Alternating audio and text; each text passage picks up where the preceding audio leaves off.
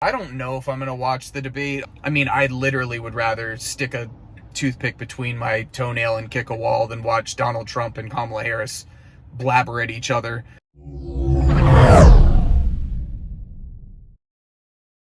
All right, guys, so it is debate night for Kamala Harris and Donald Trump. Might be the one and only debate, actually, just because of the timing of it.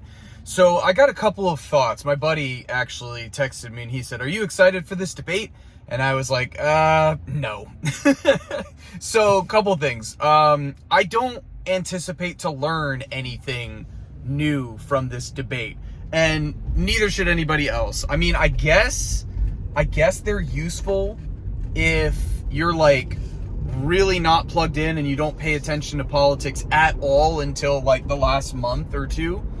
But there's nothing that you're going to learn that you don't already know, especially about Donald Trump, okay? So here's what I expect. I expect that Donald Trump will be crazy, as usual, but I think that he'll be on a leash, and it's because of the way that the debate is set up. So from what I have read so far, it's going to be similar to the last time. Now, the debate can't get anywhere near as bad as it was for CNN. Jake Tapper and Dana Bash did a horrible job.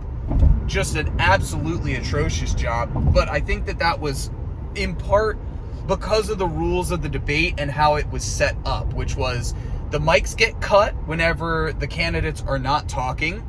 That actually was to Donald Trump's advantage. And I think his team was the one who negotiated that this time around as well. They realize, hey, Trump is an unhinged asshole whenever his mic is not cut. And so as long as we can cut him off and he's not talking the whole time, it actually works better for Trump. It plays better for Trump.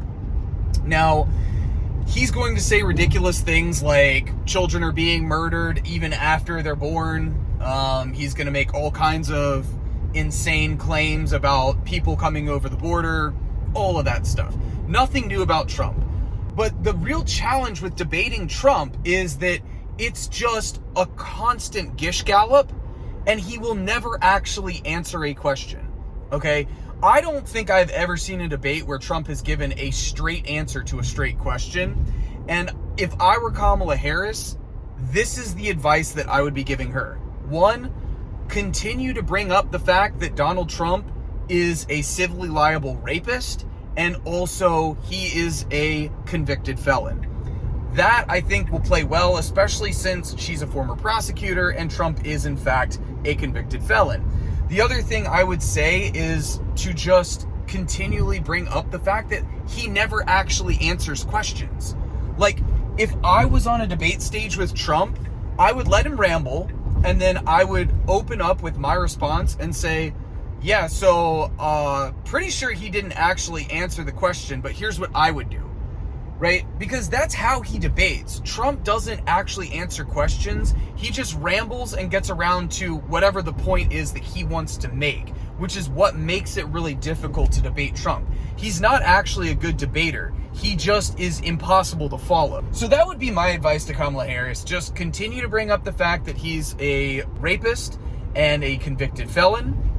And then also bring up the fact that he's not answering a straight question because he has no plans. The other big issue for Kamala Harris that I think for sure will help her is the abortion question.